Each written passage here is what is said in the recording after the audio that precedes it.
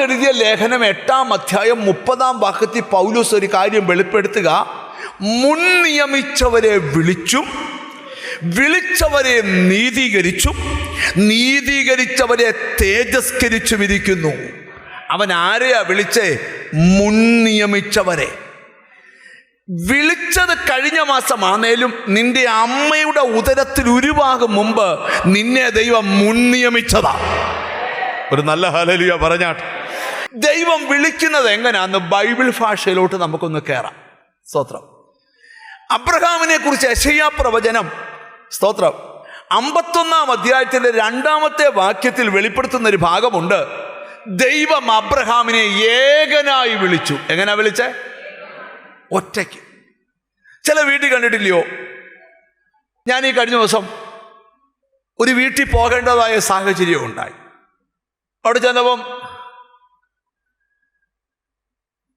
ഈ വർത്തമാനമൊക്കെ പറഞ്ഞു കഴിഞ്ഞപ്പം അവരെനിക്ക് നല്ല കാപ്പി സ്നാക്സും ഒക്കെ തന്നു. അത് ഡൈനിങ് ടേബിളിലാണ് എടുത്തു വെച്ചിട്ട് എന്നെ ഡൈനിങ് ടേബിൾ ഇരിക്കുന്ന സ്ഥലത്തേക്ക് ഈ കാപ്പി കുടിക്കാൻ വിളിച്ചു. അങ്ങനെ ഞാൻ കാപ്പി കുടിക്കാനായിട്ട് അവിടെ ചെന്നപ്പം ഡൈനിങ് ടേബിളിനോട് ചേർന്ന അവരുടെ ഷോക്കേസിൻ്റെ താഴെ വിസ്കിയുടെയും ബ്രാൻഡിയുടെയും കുപ്പികളെല്ലാം ഇങ്ങനെ അടുക്കി വെച്ചേക്കും. ഷോക്കേസ് വെച്ചേക്കുമല്ല, താഴെ. കാരണം ആവശ്യമുള്ളവർക്ക് എടുത്ത് അടിക്കുക, അവന് വെച്ചേക്കുക. ശ്രദ്ധിക്കണം. അപ്പൊ ഞാൻ ഇതേ നോക്കുന്നേ കണ്ടപ്പോ അവിടുത്തെ അച്ഛൻ പറഞ്ഞു, പാസ്റ്ററെ, ഞാൻ മാത്രമേ ഉള്ളൂ രക്ഷിക്കപ്പെട്ടെ. ഇവളും രക്ഷിക്കപ്പെട്ടിട്ടില്ല, ഈ മോളും രക്ഷിക്കപ്പെട്ടിട്ടില്ല, മോടെ ഭർത്താവും രക്ഷിക്കപ്പെടില്ല, മോനും രക്ഷിക്കപ്പെടില്ല, ഞാനേ ഉള്ളു രക്ഷിക്കപ്പെട്ടെ. ഞാൻ പറഞ്ഞ അച്ഛാ, അതിന് കുഴപ്പമില്ല. പക്ഷെ ഇവരൊക്കെ 2 എണ്ണം വീശുന്നവന്മാരാ. ഇവരൊക്കെ 2 എണ്ണം. പക്ഷെ ആ പുള്ളി പറയാം, ഞാൻ രക്ഷിക്കപ്പെട്ടതാ. എവിടെ വെച്ച? സൗദി വെച്ച് രക്ഷിക്കപ്പെട്ടതാ. ഓ ഹല്ലേലൂയ. പക്ഷേ ഇവർ ഈ എല്ലാവരും ഇച്ചിരി അടിക്കുകയിലും പ്രാർത്ഥിക്കാനൊക്കെ എല്ലാവരും നിൽക്കും.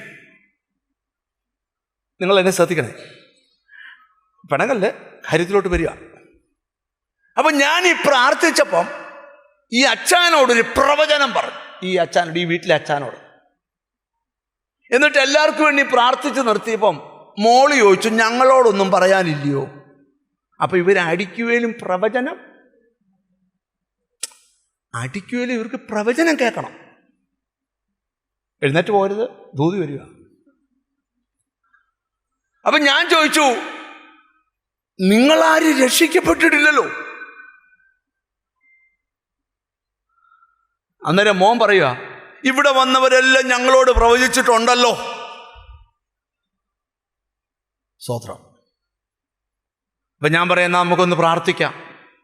ഞാൻ പ്രവചിക്കാൻ തുടങ്ങിയപ്പം മോനോട് പ്രവചിച്ചപ്പം മോൻ്റെ ഭാര്യയും മോളും ഹസ്ബൻഡും പെട്ടെന്ന് എഴുന്നേറ്റ് പോയി. കാര്യം അത്ര പ്രവചനമായിരുന്നു മോനോട്.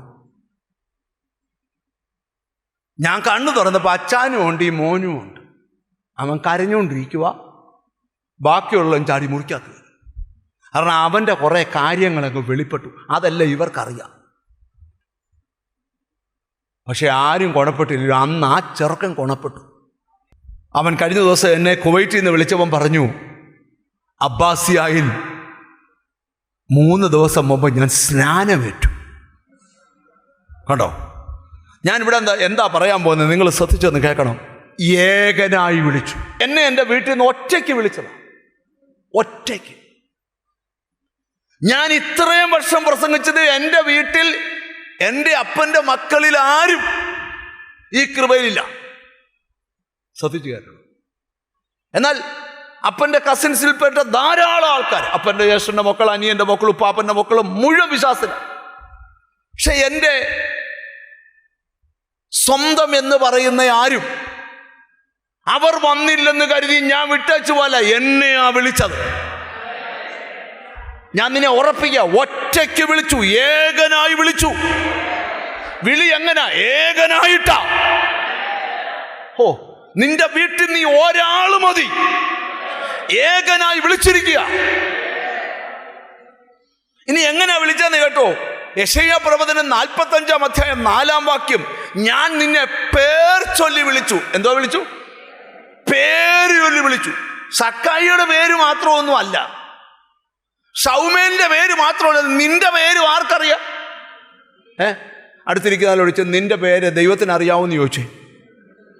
ചോദിരേ, നിന്റെ പേര് നിന്റെ പേര്.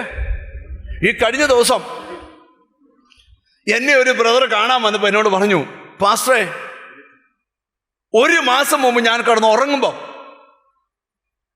പുള്ളിയുടെ പേര് സാബു എന്നാ, സാബുവേ സാബുവേ സാബുവേ ഒരു 25 പ്രാവശ്യം.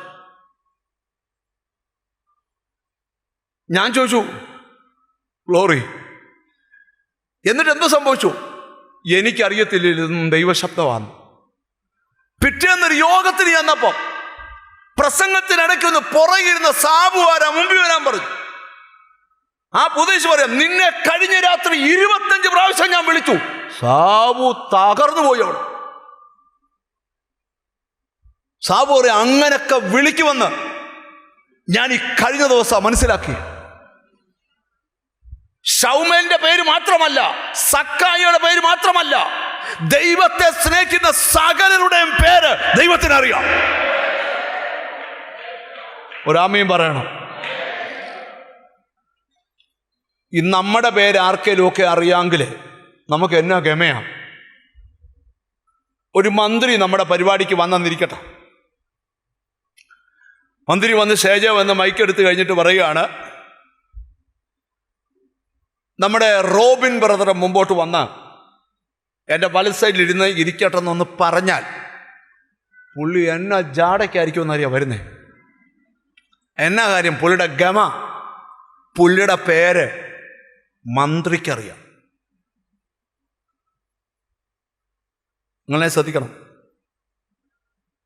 എന്നാൽ നിന്റെ പേര് നാട്ടുകാർക്ക് അറിയത്തില്ലെങ്കിലും ദൈവത്തിനറിയാവുന്ന. കണ്ടോ ആ പ്രാഗൽഭ്യം? കണ്ടോ? സ്തോത്രം. എങ്ങനെ വിളിച്ചു? നിന്നെ പേർ ചൊല്ലി വിളിച്ചു. ഇനി ആ വാക്യത്തിന് ഒടുവിലുണ്ട്, അവൻ നിന്നെ ഓമന പേർ ചൊല്ലി വിളിച്ചു. എന്തുവാ? അപ്പൊ ഏകനായി വിളിച്ചു, പേര് ചൊല്ലി വിളിച്ചു, ഓമന. നിന്റെ കുടുംബത്തിൽ നിന്റെ കുടുംബത്തിൽ എല്ലാവരും യൂട്യൂബ് കാണുന്നവരാ, എല്ലാവരും ഫേസ്ബുക്ക് കാണുന്നവരാ, എല്ലാവരും പോസ്റ്റർ കാണുന്നവരാ. അവരൊന്നും യോഗം തപ്പി വരുന്നില്ലല്ലോ. കാരണം നിന്റെ മേൽ വിളിയുള്ളതുകൊണ്ട് ഇത് കാണുമ്പം നിനക്കറിയാതെ ഒരു ആകർഷണ. ഒരു നല്ല ഹല്ലേലൂയ പറഞ്ഞാട്ട്. ഹല്ലേലൂയ, ദൈവത്തിന് സ്തോത്രം. ഹല്ലേലൂയ. ആമേൻ. ഞാൻ ദൈവത്തിന് സ്തോത്രം.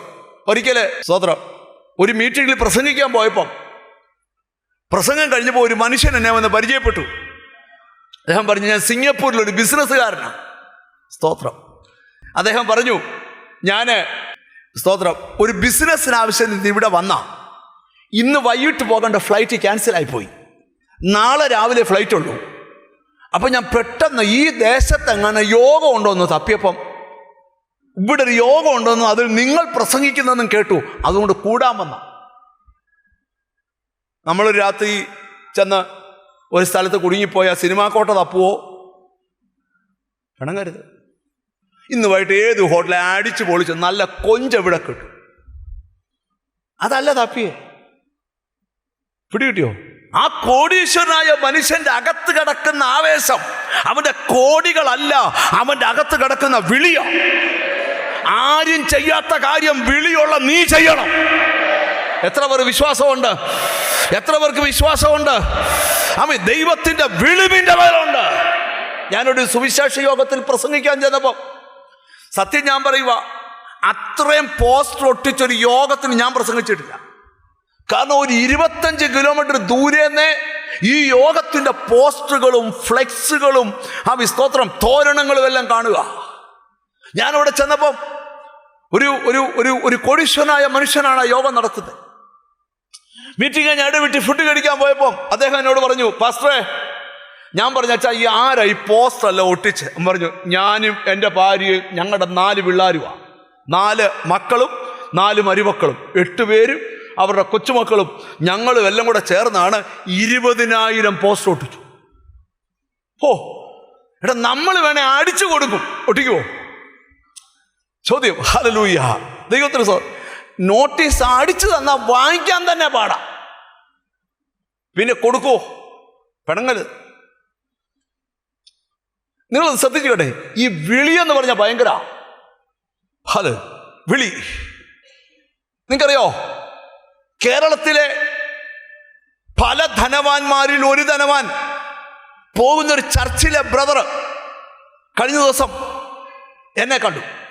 അദ്ദേഹം എന്നോട് ഒന്ന് പറഞ്ഞു, ഞങ്ങളുടെ ചർച്ചിലെ ഏറ്റവും വലിയ പൈസക്കാരൻ ഇന്ന ആളാ, പേര് ഞാൻ പറയുന്നില്ല, പേര് പറഞ്ഞാൽ നിങ്ങൾക്ക് മൊത്തം അറിയാം.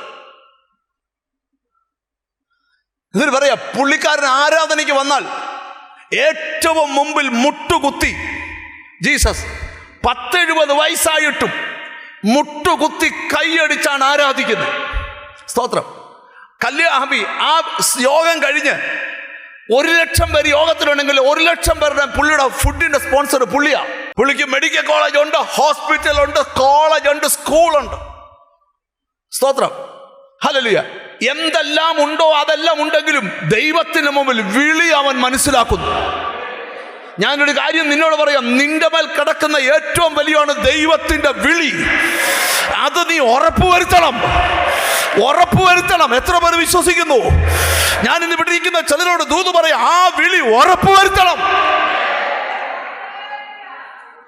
മുമ്പിൽ കാണുന്ന പ്രതിസന്ധി കണ്ട് പേടിക്കരുത്. ദൈവം നിന്നെ വിളിച്ചത് ഏകനായിട്ടാ. പേര് ചൊല്ലി വിളിച്ചു. ഓമനെ പേര് ചൊല്ലി വിളിച്ചു. ഇനി ആ വിളി എന്തുവാ? അത് ദൈവത്തിന് സ്തോത്രം. എബ്രായ ലേഖനം 3:1 വായിക്കുമ്പം അതൊരു സ്വർഗീയ വിളിയാ. എന്നാ വിളിയാ? സ്വർഗീയ വിളി എന്ന് പറഞ്ഞാൽ സ്വർഗത്തിൽ പോകാനുള്ള വിളി. എന്തോ വിളിയാ? നിന്റെ മേൽ കിടക്കുന്ന വിളി എന്നാ വിളിയാ? സ്വർഗീയ വിളി. ഒന്ന് പറഞ്ഞ എന്തോ?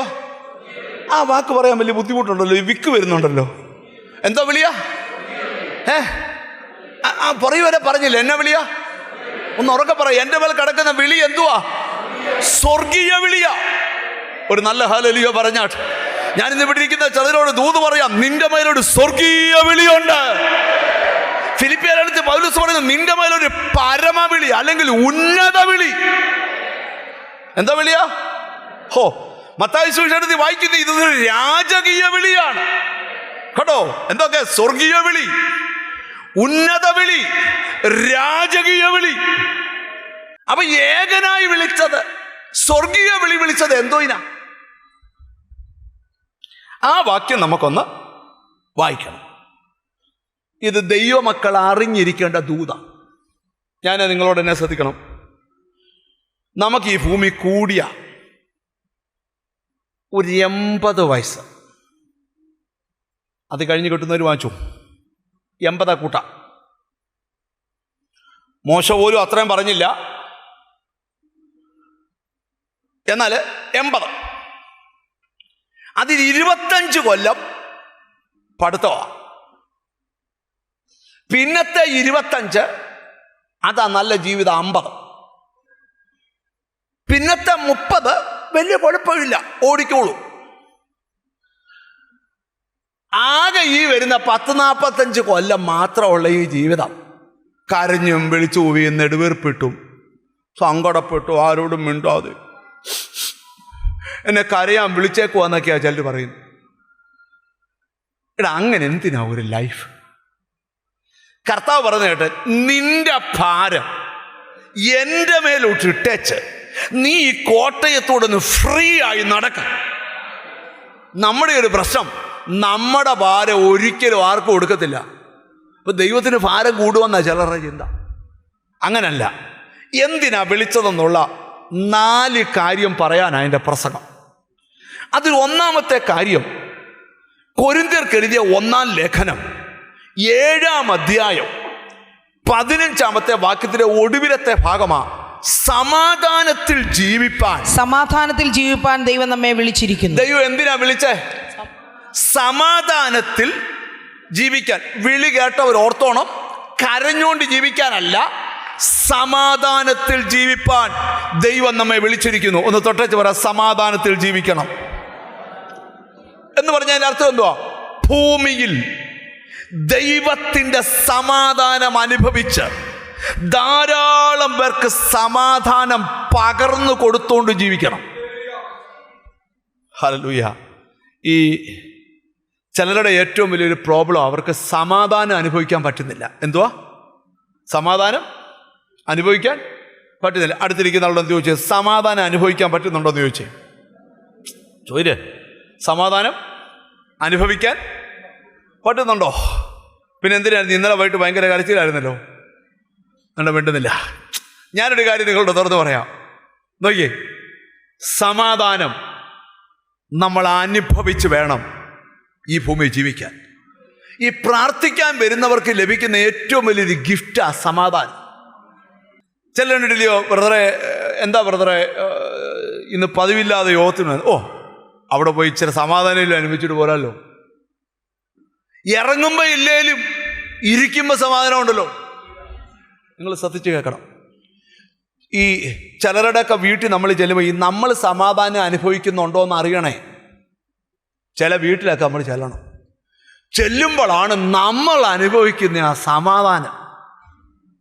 സ്തോത്രം, സ്തോത്രം. പണ്ടൊരാൾ പറഞ്ഞു, ഒരു വീട്ടിലെ 4 പിള്ളേർക്ക് മാനസിക രോഗമാണ്. ഒരുത്തൻ ഇച്ചിരി കുറവുണ്ട്, അവൻ ഇന്നലെ വീട് കത്തിച്ചെന്നാ കഥ. കുറവുള്ളവൻ വീട് കത്തിച്ചെങ്കിൽ കുറവില്ലാത്തവൻ്റെ അവസ്ഥ എന്താ? ഓർത്ത് വെക്കണം.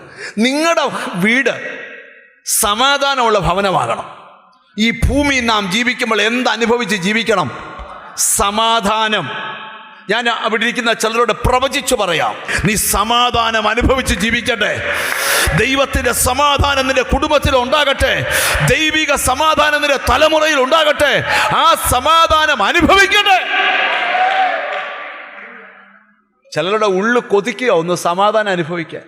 എന്നോട് കർത്താവിൻ്റെ ആത്മാവ് പറയുക, ഈ ദൈവത്തിൻ്റെ സമാധാനം നമ്മുടെ അകത്ത് വന്നു കഴിഞ്ഞാൽ നമ്മൾ ശരിക്കും ഫ്രീ ആവും. ശരിക്കും ഫ്രീ ആവും. ഹല്ലേലൂയ. ദൈവത്തിന് അപ്പോൾ 1 സമാധാനം അനുഭവിക്കാൻ വിളിച്ചു. 2 1 പത്രോസിൻ്റെ ലേഖനം 3-ാം അധ്യായം 9-ാമത്തെ വാക്യം. കർത്താവിന് സ്തോത്രം. 1 Peter chapter 3 verse 9. ഹല്ലേലൂയ. ദോഷത്തിന് ദോഷവും ശകാരത്തിന് ശകാരവും പകരം ചെയ്യാതെ നിങ്ങൾ അനുഗ്രഹം അനുഭവിക്കേണ്ടതിന് വിളിക്കപ്പെട്ടതുകൊണ്ട്. 2-ാമത്തെ കാര്യം, അനുഗ്രഹം അനുഭവിക്കേണ്ടതിന് വിളിച്ചതാ. അനുഗ്രഹം അനുഭവിക്കേണ്ട. ഒരു ആമീൻ നല്ലതായിട്ട് പറയണം. ഈ ഭൂമിയിൽ അനുഗ്രഹം അനുഭവിച്ച് ധാരാളം പേരെ അനുഗ്രഹിച്ചു വേണം നമ്മൾ ജീവിക്കാൻ. എന്തുവാ? ഒന്നുകൂടെ വായിച്ച് കേൾപ്പിച്ച വാക്യം. ദൈവത്തിന് സ്തോത്രം. ദോഷത്തിന് ദോഷവും ശകാരത്തിന് ശകാരവും പകരം ചെയ്യാതെ നിങ്ങൾ അനുഗ്രഹം അനുഭവിക്കേണ്ടതിന് വിളിക്കപ്പെട്ടതുകൊണ്ട് അനുഗ്രഹിക്കുന്നവരായിരിപ്പീൻ. 2 ദൂത. 1 നമ്മൾ അനുഗ്രഹം അനുഭവിക്കണം. 2 നമ്മൾ മറ്റൊരാളെ അനുഗ്രഹിക്കണം. എത്ര പേര് അതിന് തയ്യാറാ? അമ്മ, ഒന്നാമത്തേത് പറയുക, സമാധാനം അനുഭവിക്കാൻ വിളിച്ചിരിക്കുക. 2 അനുഗ്രഹം അനുഭവിക്കാൻ വിളിച്ചിരിക്കുക. നീ അനുഗ്രഹം അനുഭവിക്കട്ടെ. നിന്റെ സന്തതി അനുഗ്രഹം അനുഭവിക്കട്ടെ. ഒത്തിരി പേർക്ക് അനുഗ്രഹം കൊടുക്കുന്നവരാകട്ടെ. എത്ര പേർക്ക് ആഗ്രഹമുണ്ടോ ഒന്ന് അനുഗ്രഹം അനുഭവിക്കണോ? ഓ ഹല്ലേലൂയ. വർഷങ്ങളായിട്ട് കാത്തിരുന്ന ചില കാത്തിരിപ്പിന് ഉടനെ മറുപടിയുണ്ട്. ഞാൻ ചിലരോട് വീണ്ടും പറയാം, നിന്റെ പടകിൻ്റെ ശൂന്യത മാറുക മാത്രമല്ല, നീ അനുഗ്രഹിക്കപ്പെടും. അബ്രഹാമേ, നീ ഒരു അനുഗ്രഹമാകുന്ന കൽപ്പിച്ച ദൈവം ഇന്ന് ഈ മെസ്സേജ് നടന്നുകൊണ്ടിരിക്കുമ്പോൾ തന്നെ ചിലരെ ദൈവം ബ്ലസ് ചെയ്യുക, ചിലരെ ദൈവം അനുഗ്രഹിക്കുക. എത്ര പേർ വിശ്വസിക്കുന്ന കർത്താവേ, ഒരു അനുഗ്രഹം എൻ്റെ ശിരസിന്മേൽ വരണം, ഒരു അനുഗ്രഹം എൻ്റെ തലമുറ മേൽ വരണം, ഒരു അനുഗ്രഹം എൻ്റെ കുടുംബത്തിൻ്റെ മേൽ വരണം. ഈ ദിവസങ്ങൾ അനുഗ്രഹം അനുഭവിച്ച് ഞാനിവിടെ നിന്നോളൂ ഒരു ദൂതൂടെ പറയുക. ആ ദൂത് ഇങ്ങനെ, ഒരിക്കലും അനുഗ്രഹം അനുഭവിക്കാൻ കഴിയാതെ നിന്റെ നന്മയോട് വെല്ലുവിളിക്കുന്ന ശത്രുവിനെ ഇന്ന് ജയിക്കണം. വീണ്ടും ഇന്നത്തെ ദൂത് മുഴുവൻ നിന്റെ നന്മകൾക്കൊരു വിടുതലുണ്ടെന്നാ. യേശു, നിന്റെ നന്മയുടെ തലത്തിനൊരു വിടുതലുണ്ട്. അത് ആത്മാവി കണ്ടുകൊണ്ട് സ്തോത്രം ചെയ്യണം. സകല ബന്ധനങ്ങളെ അഴിച്ചുകൊണ്ട് വീണ്ടും നാം ആത്മാവി കാണുക, മറച്ചിട്ടതെല്ലാം തമ്പുരാൻ വെളിച്ചത്ത് കൊണ്ടുവരാൻ പോവുക. നിങ്ങൾക്ക് അല്പനേരം ഒന്ന് പോരാടി പ്രാർത്ഥിക്കാൻ തയ്യാറാണോ? എന്നോട് ഹോളി സ്പിരിറ്റ് ഒരു ദൂത് പറയുന്നു, മറഞ്ഞു കിടക്കുന്ന പല അനുഗ്രഹങ്ങളും ഈ ദിവസങ്ങളിൽ നിന്റെ വിഷയത്തിൽ വെളിച്ചത്ത് വരും. നിന്റെ ശൂന്യതകൾ മാറും. നീ അനുഗ്രഹം അനുഭവിക്കാനുള്ള സമയമായിരിക്കുന്നു. അത് ആത്മാവിൽ കണ്ടുകൊണ്ട് സ്തോത്രം ചെയ്യണം. ആ ഗതികേട് പൊട്ടണം. പെട്ടെന്ന് പറഞ്ഞു പോവാൻ 4 കാര്യങ്ങളുള്ളൂ. 3-ാമത്തെ കാര്യത്തിലോട്ട് നമുക്ക് പെട്ടെന്ന് വരാം. പത്രോസിൻ്റെ 1-ാം ലേഖനം 1-ാം അധ്യായം 15-ാമത്തെ വാക്യം. സ്തോത്രം. 1 പത്രോസ് 1:15. നിങ്ങളെ വിളിച്ച വിശുദ്ധനൊത്തവണ്ണം അനുസരണമുള്ള മക്കളായി എല്ലാ നടപ്പിലും വിശുദ്ധരാകുകയും. അവിടെ എഴുതിയിരിക്കുക, വിശുദ്ധരായി ജീവിക്കാൻ ദൈവം നമ്മെ വിളിച്ചിരിക്കുക. അപ്പോൾ 1, സമാധാനം അനുഭവിച്ച് ജീവിക്കണം. 2, അനുഗ്രഹം അനുഭവിച്ച് ജീവിക്കണം. 3, വിശുദ്ധരായി ജീവിക്കണം. എങ്ങനെ ജീവിക്കണം? വിശുദ്ധരായിട്ട്. അശുദ്ധിയെല്ലാം ചാരമാകണം, എന്നിട്ട് വിശുദ്ധരായിട്ട് ജീവിക്കണം. ഹല്ലേലൂയ. ഞാൻ ഇവിടെ ഇരിക്കുന്ന ചിലരോട് പറയാം, എന്തിനാണെന്നറിയാമോ? നമ്മൾ വിശുദ്ധരായാൽ അടുത്തൊരാളെ കൂടെ വിശുദ്ധിയെക്കുറിച്ച് പറഞ്ഞു കൊടുക്കാൻ കഴിയും. കാരണം എൻ്റെ ദൈവം വിശുദ്ധിയിൽ ഭയങ്കരനാണ്. ഈ സ്വർഗത്തിൽ പോകാൻ ഈ വചനം മറക്കരുത്, യേശുക്രിസ്തുവിൻ്റെ രാജ്യത്തിലേക്കുള്ള പ്രവേശനം ധാരാളമായി പ്രാപിക്കും. നമ്മളിവിടെ എന്നാ നേടിയാലും സ്വർഗത്തിൽ പോയില്ലല്ലോ. അവിടെ മിണ്ടുന്നില്ല. ഈ സ്വർഗത്തെക്കുറിച്ച് ഭയങ്കര പഠിപ്പിക്കല. ഇപ്പം ചിലർ പഠിപ്പിക്കുന്ന കർത്താവ് വന്നിട്ട് പോയി, ഇപ്പം നമ്മൾ താമസിക്കുന്ന ഇതാണ് സ്വർഗമെന്നാണ് ചിലർ പഠിപ്പിക്കുന്നത്. അവിടെ മിണ്ടുന്നില്ല. പക്ഷെ ഞാനൊരു ദൂത് നിങ്ങളോട് തുറന്നു പറയാം, എന്നെ ശ്രദ്ധിച്ചേ. ഹല്ലേലൂയ. രക്ഷിക്കപ്പെട്ട ഓരോ ദൈവമക്കളും അറിയണം, കർത്താവ് വന്നിട്ടില്ല, ഉടനെ വരും. ഒരു മാറ്റവുമില്ല. എന്തിനാ? അവൻ്റെ രാജ്യത്തിലേക്കുള്ള പ്രവേശനം ധാരാളമായി. ഇടറിപ്പോകല്ലേ, നീ നിൽക്കുന്ന കൃപയെന്ന് തെന്നിപ്പോകല്ലേ. പത്രോസ് പറയാ, ഞാൻ ഇടറിപ്പോയി, നിങ്ങൾ ഇടറരുത്. 4-ാമത്തെ കാര്യം കൂടെ പറഞ്ഞു നിർത്താം. ഹല്ലേലൂയ. 1 പത്രോസിൻ്റെ ലേഖനം 2-ാം അധ്യായം 9-ാം വാക്യം. 1 Peter chapter 2 verse 9. നിങ്ങളോ അന്ധകാരത്തിൽ നിന്ന് തന്റെ അത്ഭുത പ്രകാശത്തിലേക്ക് നിങ്ങളെ വിളിച്ചവന്റെ സൽഗുണങ്ങളെ ഘോഷിപ്പാൻ തക്കവണ്ണം തെരഞ്ഞെടുക്കപ്പെട്ട ഒരു ജാതിയും രാജകീയ പുരോഹിത വർഗ്ഗവും. ദൈവം നിന്നെ വിളിച്ചത് വിളിച്ചവന്റെ സൽഗുണങ്ങളെ ഘോഷിക്കാൻ. ഈ നമ്മൾ നമ്മുടെ നല്ല ഗുണങ്ങൾ ഒത്തിരി പേരോട് പറയും, പക്ഷെ യേശുവിൻ്റെ നല്ല ഗുണങ്ങൾ പറയാറുണ്ടോ? വിളിച്ചവന്റെ സൽഗുണങ്ങളെ ഘോഷിക്കണം. നിങ്ങളൊരു വീട്ടിൽ ചെന്ന് എൻ്റെ യേശു വലിയ ദൈവമാണെന്ന് മാത്രം പറഞ്ഞാൽ മതി, അവൻ ആകർഷിക്കപ്പെടും. ഞാനൊരു വീട്ടിൽ സംസാരിച്ചുകൊണ്ടിരിക്കുക, യേശുവിനെ കുറിച്ച് പറഞ്ഞുകൊണ്ടിരിക്കുമ്പോൾ ഞാൻ കണ്ടു ആ വീട്ടുകാരുടെ കണ്ണൊക്കെ നിറഞ്ഞ് കണ്ണുനീരിങ്ങനെ ഒഴുകുക. ഞാൻ ചോദിച്ചു, ബൈബിൾ വീട്ടിലില്ലയോ? ഉണ്ട്, പക്ഷെ വായിച്ചിട്ടുണ്ട്. പക്ഷെ യേശു ഇങ്ങനാന്ന് ഞാൻ ഇപ്പോഴാണ് അറിയുന്നത്. കണ്ടോ, യേശുവിനെ പ്രസൻറ്റ് ചെയ്യുക. നീ ഒരു വീട്ടിൽ ചെന്ന് ആ വീടിനോട് യേശുവിനെ കുറിച്ച് പറയണം. നിന്നെ വിളിച്ച സാക്ഷ്യങ്ങൾ പറയണം. എന്തിനാണെന്നറിയാം? നമ്മുടെ ലക്ഷ്യം സഭ നിറയ്ക്കുവല്ല, സ്വർഗം നിറയ്ക്കുക. സ്വർഗം നിറയ്ക്കണമേ, ജനത്തെ സഭയിലേക്ക് നിറക്കണം. കാരണം സഭ ക്രിസ്തുവിൻ്റെ ശരീരമാണ്. ശരീരമാകുന്ന സഭ നിറയണം. ഇവിടെ ആത്മാക്കളെ കൊണ്ട് നിറയണം. നിത്യതയുടെ വെളിപ്പാട്. പ്രിയരെ, വിളിച്ചത് സമാധാനത്തിൽ ജീവിക്കാൻ, വിളിച്ചത് അനുഗ്രഹം അനുഭവിച്ച് ജീവിക്കുവാൻ, വിളിച്ചത് വിശുദ്ധരായി ജീവിക്കാൻ, വിളിച്ചത് വിളിച്ചവൻ്റെ സൽഗുണങ്ങളെ.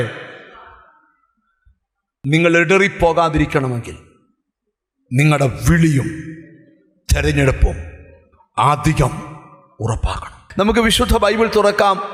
പത്രോസിൻ്റെ 2-ാം ലേഖനം 1-ാം അധ്യായം 10-11 വാക്യങ്ങളാണ് ഇന്ന് നിങ്ങളോട് പറയാനായിട്ട് തിരഞ്ഞെടുത്തിരിക്കുന്നത്. 2 Peter chapter 1 verse 10 and 11. വളരെ പരിചിതമായ 2 വാക്യങ്ങളാണ്. നമുക്ക് ആ വചനങ്ങളെ വായിച്ച് കേൾക്കാം. അതുകൊണ്ട് സഹോദരന്മാരെ, നിങ്ങളുടെ വിളിയും തെരഞ്ഞെടുപ്പും ഉറപ്പാക്കുവാൻ അധികം ശ്രമിപ്പീൻ. ഇങ്ങനെ ചെയ്താൽ നിങ്ങൾ ഒരു നാളും ഇടറിപ്പോകാതെ നമ്മുടെ കർത്താവും രക്ഷിതാവുമായ യേശുക്രിസ്തുവിന്റെ നിത്യരാജ്യത്തിലേക്കുള്ള പ്രവേശനം ധാരാളമായി പ്രാപിക്കും. നമ്മൾ വിശുദ്ധ വേദപുസ്തകം പഠിക്കുമ്പം പത്രോസിൻ്റെ ലേഖനം വളരെ ഈടുറ്റ ഒരു ലേഖനമാണ്. യേശുക്രിസ്തുവിൻ്റെ കൂടെ നടന്ന് ശുശ്രൂഷയിൽ കർത്താവിന് സ്തോത്രം, കർത്താവിൻ്റെ കൂടെ നടന്ന് കർത്താവിനോട് ചേർന്ന് നിന്ന് കർത്താവിൻ്റെ കൃപ അനുഭവിച്ച മനുഷ്യനാണ് പത്രോസ് അപ്പോസ്തലൻ. ദൈവത്തിന് സ്തോത്രം. പെന്തിക്കോസ് നാളിൽ മർക്കോസിൻ്റെ മാളിക മുറിക്കകത്ത് 120 പേരുടെ ആത്മനിറവിനകത്തും ഒറ്റ പ്രസംഗത്തിൽ 3000 പേരെ സ്നാനത്തിലേക്ക് നയിക്കുവാൻ ദൈവം ഉപയോഗിക്കപ്പെട്ട ഒരു മനുഷ്യനാണ് പത്രോസ് അപ്പോസ്തലൻ. ആ പത്രോസ് അപ്പോസ്തലൻ 2 ലേഖനങ്ങൾ എഴുതിയിട്ടുണ്ട്. ഒന്ന് പത്രോസിൻ്റെ 1-ാം ലേഖനം, 2 പത്രോസിൻ്റെ 2-ാം ലേഖനം.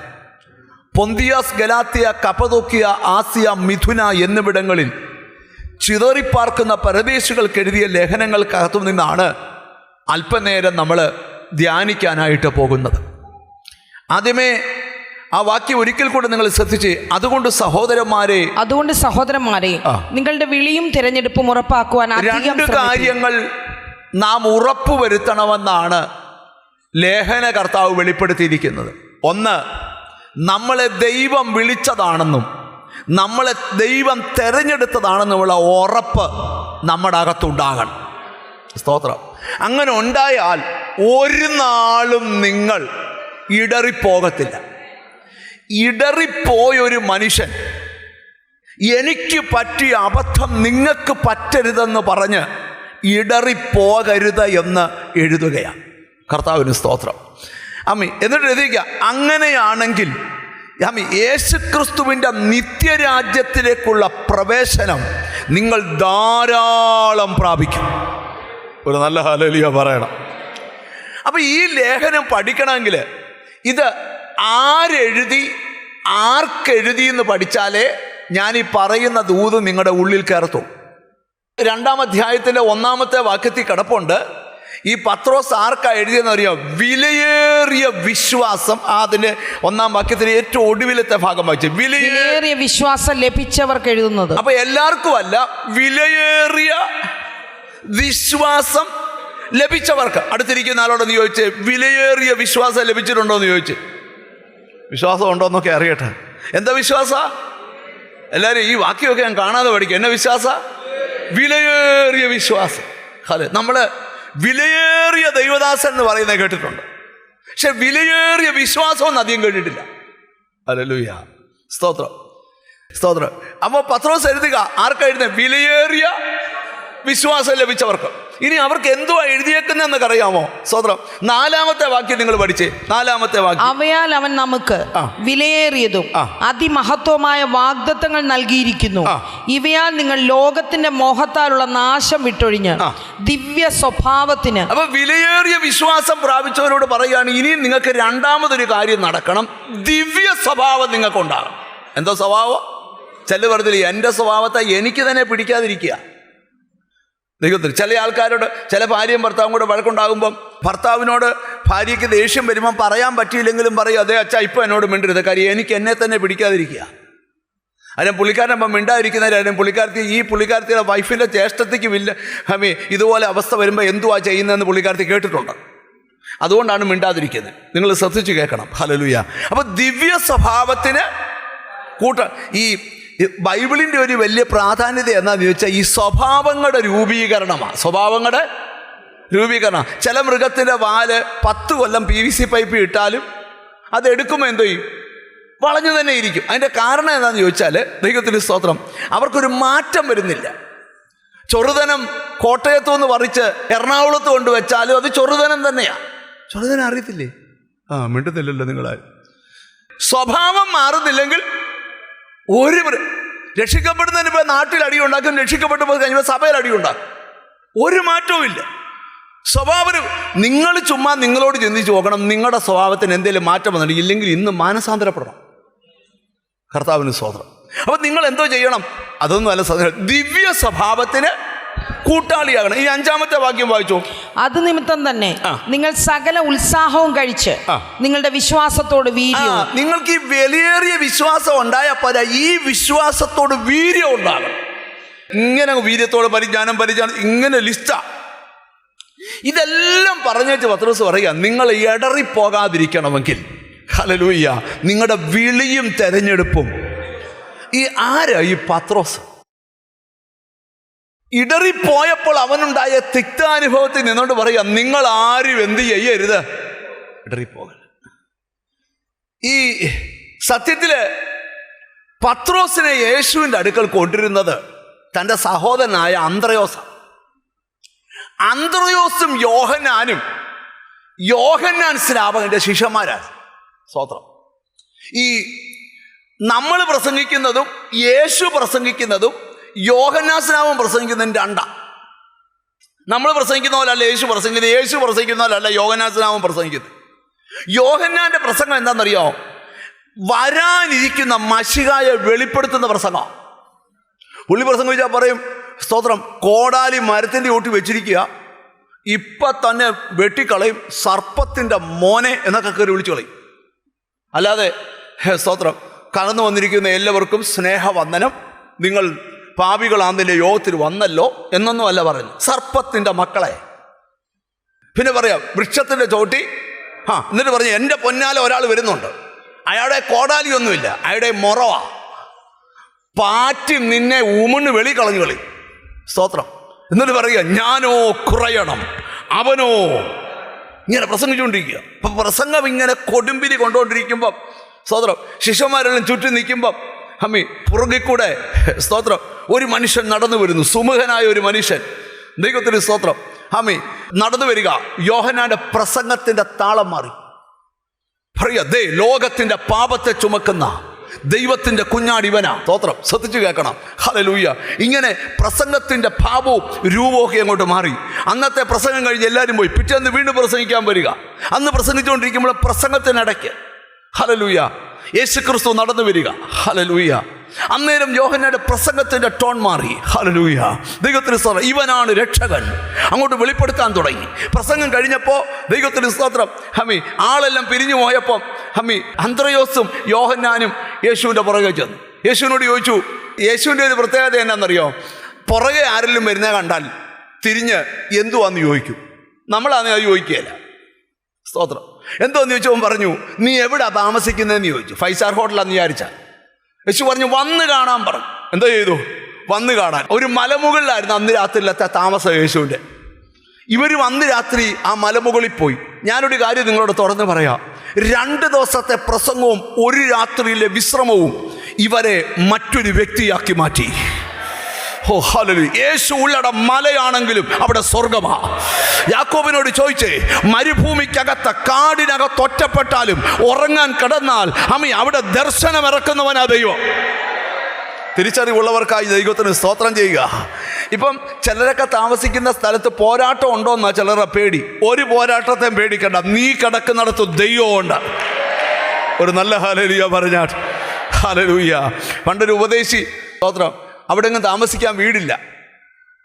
അപ്പം അവിടെ ഒരാളോട് ചോദിച്ചു, ഞങ്ങൾക്ക് താമസിക്കാൻ ഒരു വീട് കിട്ടുമോ? അവരുടെ പറഞ്ഞു, ഇവിടെ ഒരു വീടുണ്ട്, ആരും താമസിക്കാതെ കിടക്കുക ആ വീട്ടിൽ. സ്തോത്രം. ആ വീട്ടിൽ പലരും തൂങ്ങിച്ചത്ത വീടാ. സ്തോത്രം. അതുമാത്രമേ ഉള്ളൂ ഈ ദേശത്ത് കാലിയുള്ള വീട്. ഓണറോട് ചോദിച്ചു, സാറേ ആ വീട് എനിക്ക് താമസിക്കാൻ തരാമോ? പുള്ളി ചോദിച്ചു, ഉപദേശിക്ക് താമസിക്കാനാണോ? പുള്ളി പറഞ്ഞു, എന്നാ ഉപദേശിച്ച് താമസിക്കാമെങ്കിൽ 10,000 രൂപ വെച്ച് ഞാൻ അങ്ങോട്ട് തരാമെന്ന് പറഞ്ഞു. ആരും താമസിക്കാതെ കിടക്കുക. അനിപ്പാർശ്ശിൽ നിന്ന് പ്രസംഗിക്കുമ്പോൾ ആ ഉപദേശി അച്ഛൻ്റെ നിന്ന് 10,000 വെച്ച് അവിടെ താമസിക്കുക. ശ്രദ്ധിച്ചു കേൾക്കണം. അതിൻ്റെ കാരണം ഇല്ല, നീ ചെല്ലുന്നിടത്താ ദൈവത്തിൻ്റെ സാന്നിധ്യം. ഒരാമയും പറഞ്ഞു കൊടുക്കണം. നിങ്ങൾ ശ്രദ്ധിച്ചു കേട്ടെ. ഹല്ലേലൂയ.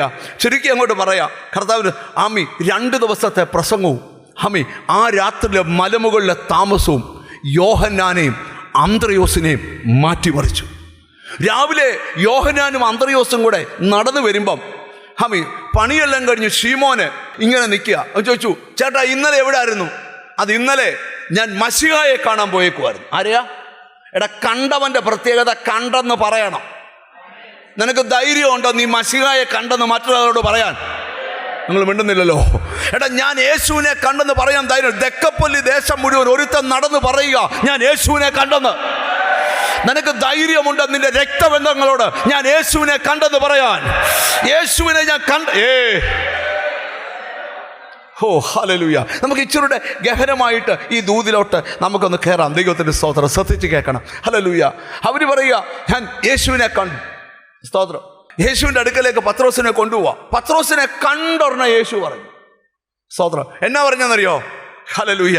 ശീമോനെ, ഇന്ന് തൊട്ട് നിന്റെ പേര് കേഫാവെന്ന യോഹന്നാന്റെ സുവിശേഷത്തിലുണ്ട്. ദൈവത്തിന്റെ സ്തോത്രം. അവനെ യേശുവിന്റെ അടുക്കൽ കൊണ്ടുവന്നു. യേശു അവനെ നോക്കി, നീ യോഹന്നാന്റെ പുത്രനായ ശീമോനാകുന്നു. നിനക്ക് കേഫ എന്ന് പേരാകുമെന്ന് പറഞ്ഞു. ഇന്ന് മുതൽ നിന്റെ പേര് കേഫ എന്നാകും. ശീമോൻ എന്നല്ല, അത് പത്രോസ് എന്നാകുന്നു, കേഫാവെന്നാകുന്നു. ഒരു നല്ല ഹല്ലേലൂയ പറഞ്ഞാൽ ഈ കർത്താവിനറിയാം ആരുടെയൊക്കെ പേര് മാറ്റിയിടണമെന്ന്. സ്തോത്രം. ഇത് ദൈവം അറിഞ്ഞ് പേര് മാറ്റിയതാ. എന്നാൽ പ്രാർത്ഥിച്ച് പേര് മാറിയുടെ ചരിത്രം വേറെ ഉണ്ട്. ഞാനിവിടെ ഇരിക്കുന്ന ചിലരോട് പ്രവചിച്ച് പറയാം, നിന്റെ പേര് ദൈവം മാറ്റിയിടട്ടെ. എത്ര പേർ വിശ്വസിക്കുന്നുണ്ട്? ഹല്ലേലൂയ. അവൻ്റെ പേര് മാറ്റി. ഈ ശീമോൻ എന്ന വാക്കിൻ്റെ അർത്ഥം ഞാങ്ങണേന്ന. പത്രോസ് എന്ന വാക്കിൻ്റെ അർത്ഥം പാറ കഷ്ണമെന്ന. കേട്ടോ, ദൈവത്തിന് സ്തോത്രം.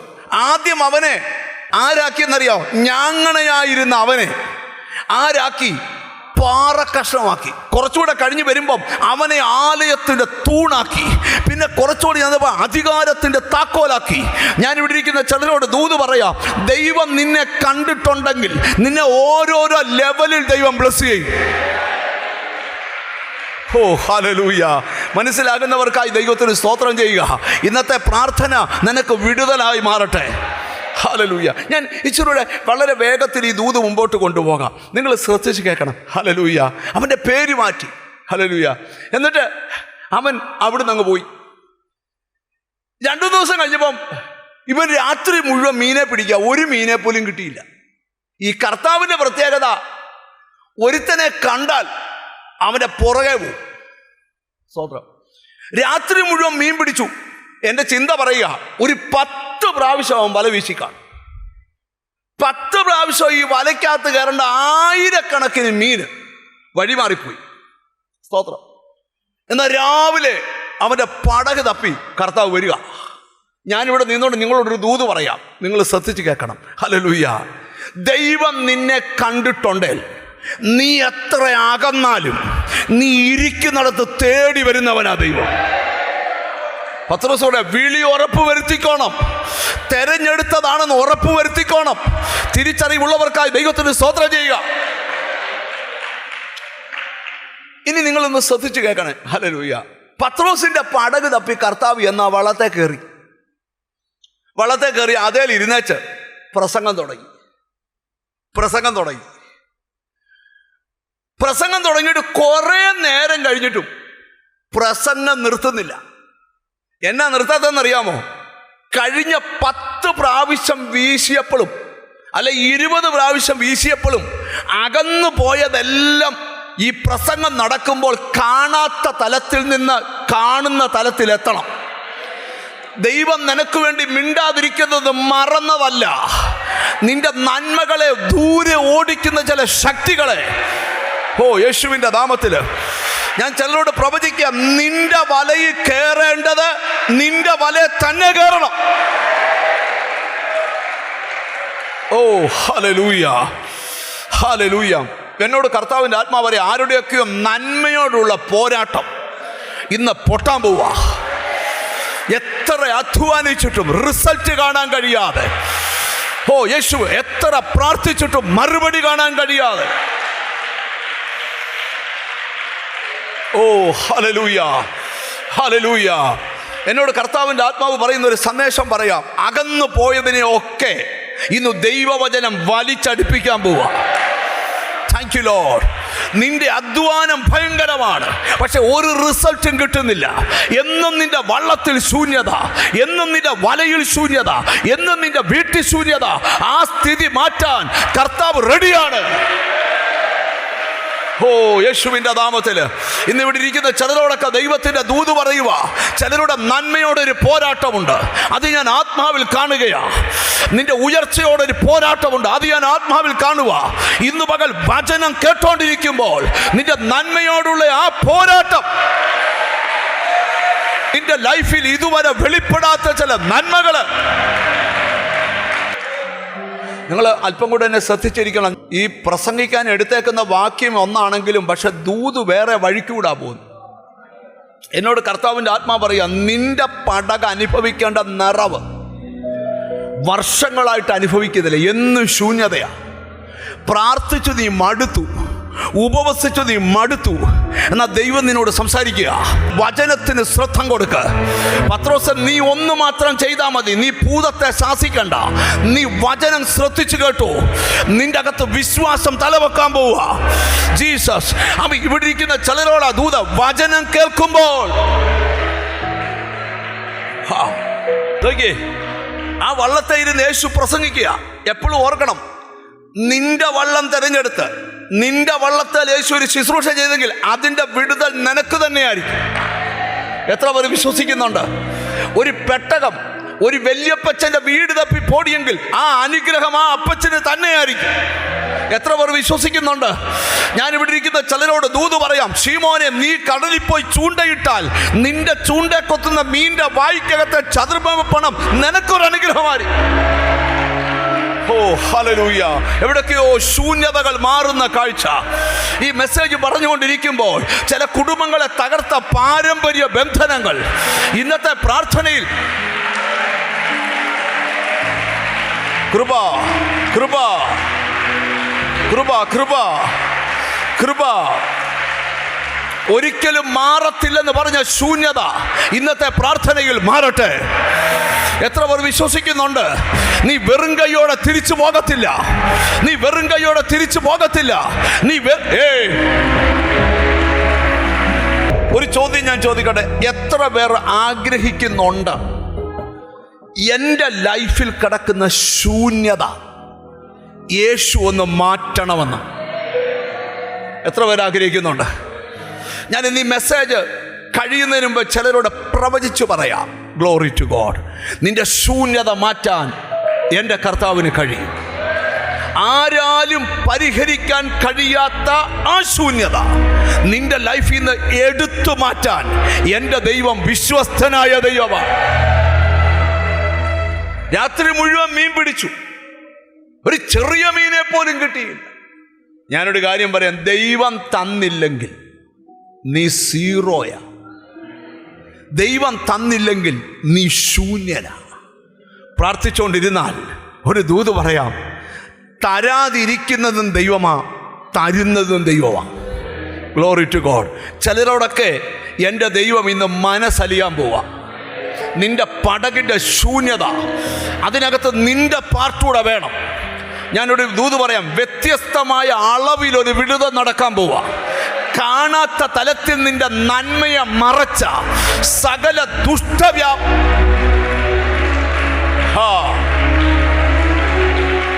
ഞാൻ ഒരു ആത്മീക ദൂതൂടെ പറയാം. ഇത് ചിലരോടുള്ള പ്രവചന.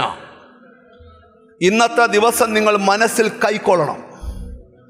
ഇന്നത്തെ ദിവസം ദൈവം നിങ്ങളോട് സംസാരിക്കുക. ആരുടെയും ലൈഫിൽ മുമ്പ് ഒരിക്കലും നടന്നിട്ടില്ലാത്തൊരു കാര്യം നിന്റെ ലൈഫിൽ ഇന്ന് നടത്തിത്തരാൻ എൻ്റെ ദൈവം പ്ലാൻ ചെയ്യുക. Oh glory to God, glory to God. അതിനകത്ത് നിന്റെ പങ്കുണ്ട്.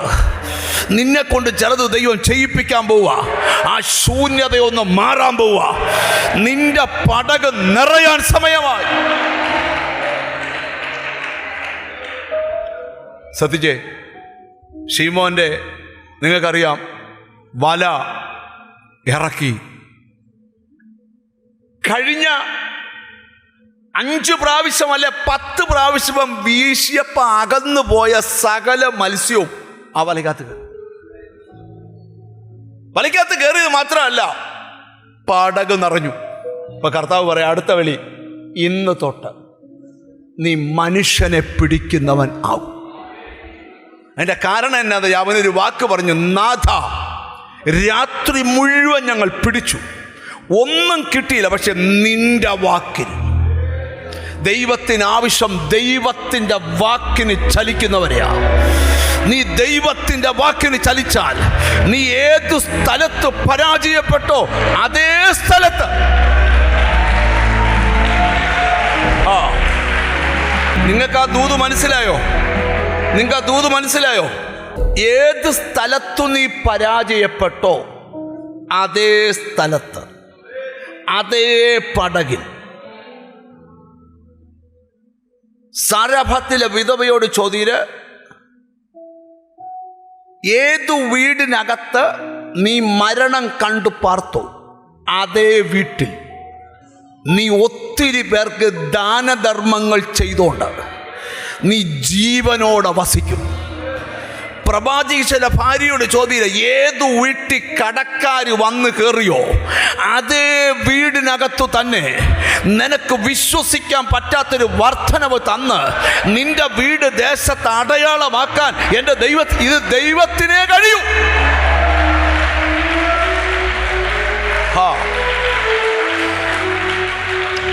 ഞാൻ പ്രസംഗിക്കുന്നതൊക്കെ എനിക്ക് കഴിയുന്ന കാര്യമല്ല, ദൈവത്തിന് കഴിയുന്ന കാര്യമാണ്.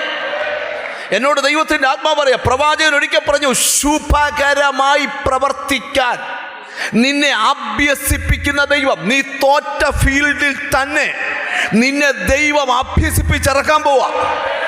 വിശ്വാസമുണ്ട്. ഏത് വീട്ടിൽ തോറ്റോ, ഏത് ബിസിനസ്സിൽ തോറ്റോ, ഏത് കുടുംബത്തിന് തോറ്റോ അവിടെ തന്നെ കൃപ. ചിലരുടെ ലൈഫിനോട് പോരാടുന്ന ചില പോരാട്ടങ്ങൾ ഇന്ന് ചിലരെ വിട്ട് മാറാൻ പോവാ. ഒരിക്കലും വിടുതൽ കിട്ടത്തില്ലെന്ന് നീ പോലും പറഞ്ഞ വിഷയത്തിന് ഇന്ന് ദൈവത്തിൻ്റെ കൈ കൃപ വ്യാപരിക്കട്ടെ. നിന്റെ വിടുതലിന്റെ ദിവസങ്ങൾ എണ്ണപ്പെട്ട് കഴിഞ്ഞു. വ്യത്യസ്തമായൊരു നിറവ്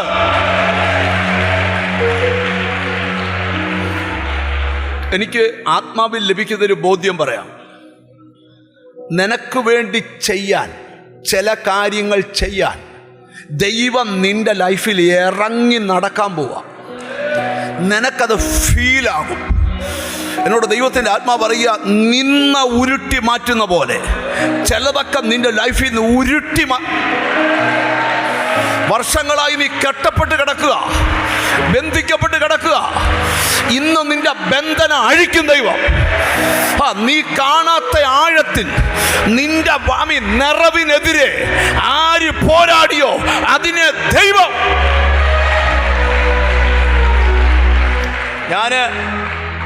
ഞാൻ ആത്മാവിൽ കാണുന്ന ഒരു കാഴ്ച പറയാം. ഗ്ലോറി. നിന്റെ കണ്ണുകൾക്ക് കാണാത്ത തലത്തിൽ നിന്റെ നന്മയെ അടച്ചു വെച്ചിരിക്കുക. ലോർഡ്, നീ ഇന്ന് അനുഭവിക്കുന്ന സകല ദുരിതങ്ങൾക്ക് പിമ്പിലും ചില കറുത്ത കൈകളാണ്. എന്നാൽ നിന്റെ കാര്യത്തിൽ ദൈവം ഈ ദിവസങ്ങളിൽ ശബ്ദിക്കും. നിന്റെ കാര്യത്തിൽ മാത്രം ശബ്ദിക്കും. ആ ശബ്ദിക്കുന്ന എന്തിനാണെന്നറിയാമോ? ആ വാക്ക് മതി നിനക്ക് വിടുതലാകാൻ.